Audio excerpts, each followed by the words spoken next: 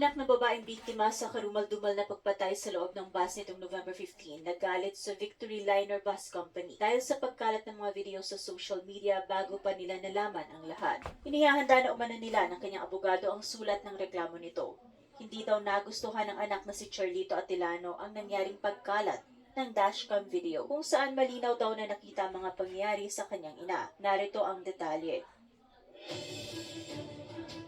Si Charlito ay nag-iisang anak ni Gloria Mendoza Atilano at ito rin ang siyang itinuturing na person of interest sa ngayon. Ito ay dahil si Charlito lamang ang alam ng Mendoza siblings na nakaalitan ng kanilang kapatid. Nagkaroon pa sila ng kaso noon.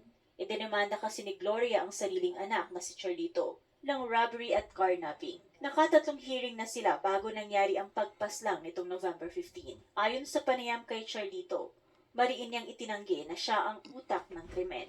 Hindi umano niya magagawa ang bagay na ito sa kanyang ina, lalo at nag-iisa lamang siyang anak nito. Sana daw wag isipin na siya agad ang dapat pagbintangan dahil lang sa alitan nilang mag-ina. Ayon mismo sa kanya, sino po ba ang mag-iisip? Mag-isa akong anak. Nanay ko yan.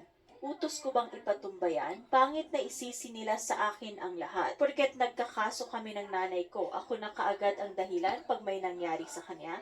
Ayon naman sa abogado ni Charlito na si Attorney De La Peña, hindi rin daw nagustuhan ni Charlito ang pagkalat ng video kung saan nakita ang mismong pagpaslang sa kanyang ina. Inilabas pa umano ng Victory Liner ang HD copy nito sa madla na sana ay ipinaalam muna sa kanya bilang immediate family. Sa halip, mas nauna pa daw na nalaman ng media ang pangyayari kumpara sa kanya na mismong anak. Tila ang nais ni Charlito, hindi mabulgar sa madla ang mukha ng ina dahil pinagpipiestahan ito sa social media. Ito ay taliwas naman sa ginagawa ng mga kapatid ni Gloria Mendoza dahil ang ilan sa kanila ibinabahagi pa mismo ang mga larawan at report rito upang makatulong sa agarang pagkaresolba ng kaso. Ayon naman sa mga netizens, dapat nga daw magpasalamat si Charlito dahil may dashcam video at naikalat ang mga mukha ng salarin sa social media. Dahil malinaw na nakita sa video ang mga mukha ng dalawang salarin. Sakaling walang dashcam ang bus, siguradong mahihirapan umanong mahanapan pa ng hustisya ang pagpanaw